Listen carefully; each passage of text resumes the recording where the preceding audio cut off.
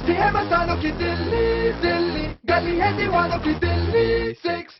बस्ती है मस्तानों की दिल्ली दिल्ली, गली है दीवानों की दिल्ली 6। नमस्कार, एमएच1 न्यूज में आपका स्वागत है। मैं हूं आपके साथ आपका अपना शरद अवस्थी। इस वक्त पूरा देश त्योहारों के रंग में रंगा हुआ है।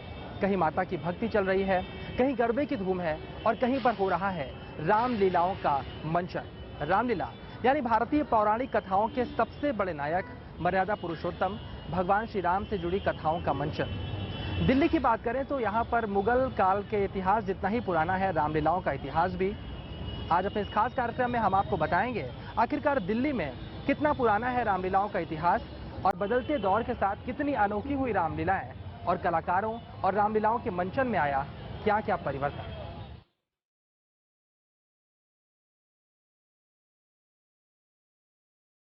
मर्यादा पुरुषोत्तम श्री राम और माता सीता का चरित्र ही इतना पावन है कि जहां पर इसका मंचन होता है वहां पर लोगों का तांता लग ही जाता है।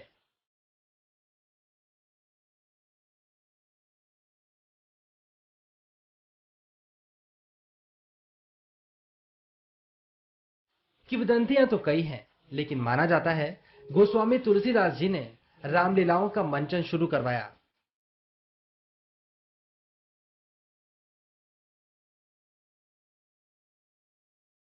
देश में अलग अलग हिस्सों में रामलीलाओं के मंचन का इतिहास बेहद पुराना है।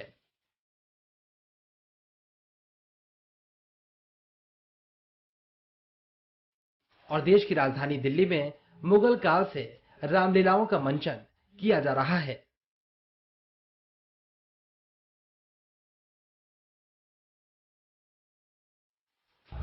दिल्ली में जो रामलीला है ये आखिरी मुगल बादशाह के टाइम से हो रही हैं और लगातार इनका आयोजन होता रहा है। सबसे पहले दिल्ली में जो आज रामलीला मैदान में रामलीला होती है उस जगह पे रामलीला हुआ करती थी और अब धीरे धीरे दिल्ली के अंदर कुल 850 रामलीलाएं होती हैं। मुगल काल में लाल किले के पास यमुना किनारे रामलीलाएं हुई। इसी के साथ यमुना में कश्तियों पर भी रामलीलाओं के मंचन का इतिहास मौजूद है। इसी यमुना के किनारे ये रामलीला होने लगी और एक वक्त ये हुआ जब ये मुस्लिम बादशाह और इनकी बेगम इसी लाल किले के झरोके से बैठ के और जो रामलीला होती थी उनको देखा करती थी। एक समय वो भी आया कि रामलीलाएं यमुना के अंदर किश्तियों के ऊपर होती थी, तब भी झरोकों से मुस्लिम बेगमें उनको रामलीलाओं को देखा करती।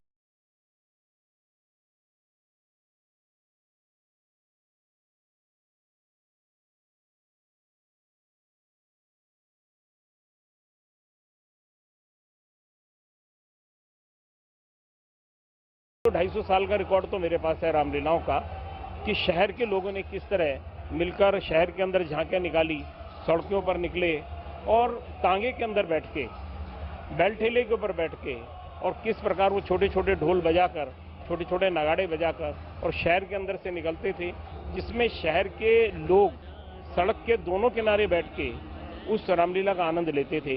राम राम जय राजा राम, राम राम। वक्त बदला और मुगल शासक गए। इसके बाद अंग्रेजों का राज आया, लेकिन रामलीलाओं के लिए अंग्रेज भी उदार थे। वायसराय खुद रामलीलाओं में आकर बैठते थे। उस दौर का प्रशासन भी रामलीलाओं के लिए पुख्ता व्यवस्था करवाता था। आजादी के पहले के परिवर्तन तो हमारे सुने हुए हैं कि इस रामलीला में वाइसरॉय साहब भी बहुत इंटरेस्ट लिया करते थे और खास हिदायत देकर रखते थे कि हम लोगों को रामलीला करने वालों को किसी किस्म की कोई तकलीफ ना आए।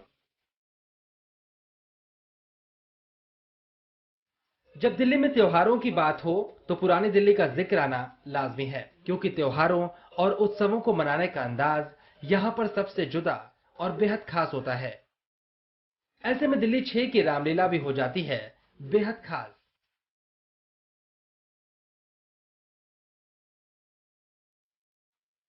दिल्ली 6 यानी पुरानी दिल्ली का इलाका, ये इलाका अपने अंदर इतनी विविधताओं को समेटे हुए है कि इनके जिक्र के बगैर ना तो दिल्ली का जिक्र पूरा हो सकता है और ना ही दिल्ली की रामलीलाओं का। सबसे पुरानी रामलीला की बात करें तो दिल्ली के रामलीला मैदान में सबसे पुरानी रामलीला होती है, लेकिन दिल्ली की पहचान यानी इस लाल किले के सामने आज भी दिल्ली की सबसे पुरानी और लोकप्रिय रामलीला कमेटियां मौजूद हैं।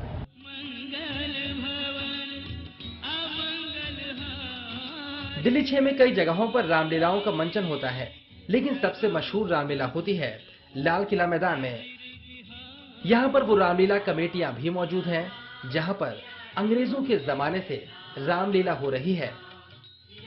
बदलते दौर में रामलीलाओं के मंचन में कई बदलाव आए हैं और लाल किला मैदान में मौजूद रामलीला कमेटियों में आपको आधुनिक से लेकर पारंपरिक सभी रंग दिखाई पड़ जाएंगे। यहाँ पर देश की सबसे आधुनिक रामलीलाएं भी मौजूद हैं, जो बजट में बॉलीवुड की फिल्मों को भी मात दे रही हैं। और इसी वजह से यहाँ पर दिल्ली ही नहीं, देश के कोने कोने से लोग रामलीला के मंचन को देखने पहुंचते हैं। लाल किला मैदान में मौजूद रामलीला कमेटियों में परंपराओं और आधुनिकता का मिश्रण भी दिखाई देता है। दिल्ली 6 के लाल किला मैदान में अंग्रेजों के जमाने से रामलीला कमेटियां मौजूद हैं। 1920 के दशक में धार्मिक लीला कमेटी की शुरुआत हुई और 1950 के दशक में धार्मिक लीला कमेटी से टूटकर नवश्री धार्मिक लीला कमेटी की शुरुआत की गई। दिल्ली के लाल किला मैदान पर होने वाली रामलीलाओं की बात करें तो बदलते दौर के साथ इनका स्थान भी बदला, लेकिन इन रामलीलाओं की लोकप्रियता पर इसका कोई फर्क नहीं पड़ा। यहाँ पर सबसे पहले 1924 में श्री धार्मिक लीला कमेटी ने रामलीला की शुरुआत की। धार्मिक लीला कमेटी 93 साल की इस साल रामलीला बना रही है। 93 इयर्स हमारे को हो गए। 1924 से हम और हमारे पूर्वज फैमिली ये रामलीला करते चले आ रहे हैं। मेरी और धीरज जी की चौथी पीढ़ी है जो इस रामलीला में के आयोजन में हम हिस्सा लेते चले आ रहे हैं। एक दौर था जब रामलीला के महिला पात्रों का किरदार भी पुरुष ही निभाया करते थे। वक्त के साथ अब रामलीला का स्वरूप बदल चुका है। समय के साथ श्री धार्मिक लीला कमेटी की रामलीला में भी आधुनिकता तो आई है, लेकिन फिर भी रामलीला के मंचन, संवादों, संगीत और सेट को इस तरह का रखा गया है कि पुरानी परंपरा कहीं लुप्त न हो।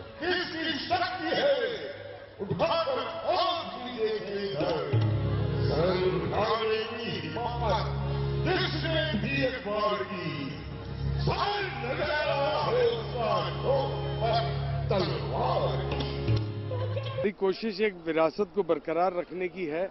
पुराने वाद्य जितने हैं वो अपने आप में ही इतने सुरीले हैं, इतने अच्छे हैं।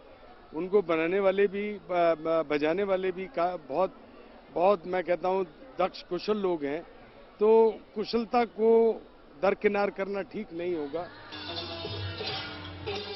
श्री धार्मिक लीला कमेटी के मुख्य मंच को देखने पर नजर आएगा कि एक तरफ रावण से जुड़े दृश्यों का मंचन होता है और दूसरी तरफ राम से जुड़े संदर्भों को वन के सेट पर मंचित किया जाता है। यहाँ पर स्टेज को ज्यादा नेचुरल रखने की कोशिश की गई है। जितने भी ब्रह्मांड में हैं, उनमें से कोई मेरे सेवकों की बराबरी भी नहीं कर सकता। ऐसे इतनी भावभीनी हम रामलीला करते हैं, लोगों के आंसू बह निकलते हैं। यहाँ पर वो रामलीला देखते देखते अश्रुपूर्ण हो जाते हैं।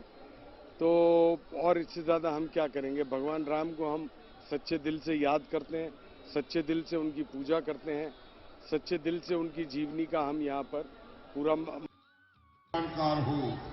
इसलिए सुनहरी मृत का रूप धारण करो और मेरे साथ चलो। संवाद और गीत संगीत को भी यहाँ पर ज्यादा पारंपरिक ही रखा गया है। अवश्य हमारे हाथ आ जाएगी। किंतु लंकेश, दिल्ली 6 की दूसरी रामलीलाओं से अलग जो बात यहाँ दिखाई दी वो ये कि कलाकारों के लिए संवाद लाइव बोले जा रहे थे और संगीत के साथ साथ संवाद बोलने के लिए अलग कलाकार मंच के सामने मौजूद नजर आए। यदि किसी प्रकार जान की हाथ आ जाए तो इस अपमान का बदला उतर जाए। क्या? और मंच पर अभिनय करने वाले कलाकारों का अभ्यास इतना पुख्ता नजर आया कि संवाद उनके होठों से निकलते ही प्रतीत होते हैं। नहीं है काल की शक्ति, करे तो कौन भी बीता, सामने सकता, बढ़ सकता। मेरे शत्रु को दुनिया में ठिकाना मिल नहीं सकता। लगातार ब्रेक जीने का बहाना मिल नहीं सकता। देखिए, हमारे यहाँ जो इतने टाइम तक रामलीला की रिहर्सल होती है, सारे पात्र हमारे अपने लाइव डायलॉग्स रेंडर करते हैं और आप देखेंगे, अगर आपने देखा भी होगा, आप देखिए भी आकर के, जो पात्र के होठ हैं वो हर एक अपने अपने डायलॉग्स वो खुद ही बोलते हैं और एक बहुत अच्छा माहौल बना रहता है। उसमें कोई नाटकीय चीज हमको नहीं महसूस होती। श्री धार्मिक लीला कमेटी 93 साल पुरानी है। राष्ट्रपति और प्रधानमंत्री समेत तमाम बड़े नेता दशहरे के दिन यहाँ पर जरूर आते हैं। धार्मिक रामलीला कमेटी सबसे ज्यादा अलग इसलिए है कि हम सबसे पुरानी संस्था हैं जो दिल्ली में ये रामलीला करते चले आ रहे हैं। बहुत पुरानी संस्था है और हर वर्ष हमारे यहाँ भारत सरकार के सर्वोच्च नेता दशहरे वाले दिन आते हैं। सारे प्राइम मिनिस्टर्स, सारे प्रेसिडेंट्स, चीफ जस्टिसेस, हमारे बाहर के मुल्कों के भी नेता यहाँ पर आते रहते हैं।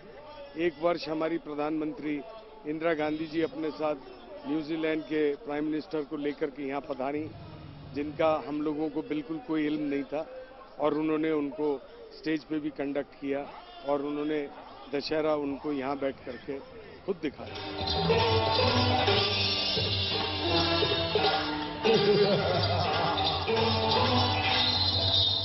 हालांकि रामायण की कहानी और प्रसंगों के बारे में यहाँ पर आने वाले लोगों को पता ही रहता है, लेकिन फिर भी त्रेतायुग की कहानियों का मंचन जितना ज्यादा पारंपरिक होता है, लोक प्रसंगों से उतना ही ज्यादा जुड़ाव भी महसूस करते हैं। यहाँ पर आने वाले लोगों को भी श्री धार्मिक लीला कमेटी की सादगी बेहद पसंद है। सभी एकदम नेचुरल लगते हैं और ऐसा लगता है कि जैसे भगवान साक्षात धरती पे आ गए हैं। तो हम उनके दर्शन करने हर साल विद फैमिली सबके साथ आते हैं। यहाँ पे बहुत ही आध्यात्मिक हमें महसूस होता है। बिल्कुल लगता है कि हम भगवान के चरणों में ही बैठे हैं और भक्ति भाव से सब लोग पूजा करते हैं। राम राम जय राजा राम, राम राम। लाल किला मैदान में दिल्ली की 3 बेहद लोकप्रिय रामलीला कमेटियां अगल बगल मौजूद हैं। ऐसे में हर बार कुछ नया करने की होड़ भी दिखाई देती है और बाकायदा इसका प्रचार भी किया जाता है। यहाँ पर आप देख सकते हैं कि श्री धार्मिक लीला कमेटी के तत्वाधान में पहली बार 26,000 घंटियों से निर्मित 25 फुट ऊंची हवा में लहराती हनुमान जी की प्रतिमा, मतलब कुछ ना कुछ नया ऐसा किया जाता है जो दूसरी रामलीलाओं में ना हो रहा हो, ताकि जो दर्शक हैं वो यहाँ पर आए और कहीं ना कहीं इन रामलीलाओं में आकर रामलीला का मंचन को देखें। 26,000 पीतल की घंटियों से बनी हनुमान जी की ये बेहद कलात्मक प्रतिमा प्रसिद्ध कलाकार चारवी अग्रवाल ने बनाई है, जो यहाँ पर आने वाले दर्शकों के लिए कौतूहल और श्रद्धा का केंद्र है। हनुमान जी की प्रतिमा लगाई है, जिस प्रतिमा में 26,000 पीतल की घंटी लगी हुई है और वहां पर एक उनकी खड़ाऊ रखी हुई है हनुमान जी की। उस खड़ाऊ को चरण स्पर्श करने से ये 26,000 घंटियां जो हैं ये आपस में बोलनी शुरू हो जाती हैं और एक बड़ा अच्छा मनोरंजक सा स्थान बना हुआ है। लोगों में बड़ी भावना है जो जाकर के हनुमान जी के दर्शन यहाँ पर करते हैं। श्री धार्मिक लीला कमेटी से टूटकर 1950 के दशक में नव श्री धार्मिक लीला कमेटी अस्तित्व में आई और नव श्री धार्मिक लीला कमेटी ने भी रामलीला को पसंद करने वाले श्रद्धालुओं में अलग स्थान बनाया।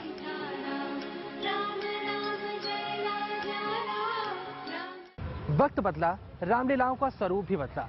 इस छोटे से ब्रेक के बाद हम आपको बताएंगे मुगल कालीन इतिहास वाली रामलीलाओं में वक्त के साथ आ गया कितना परिवर्तन।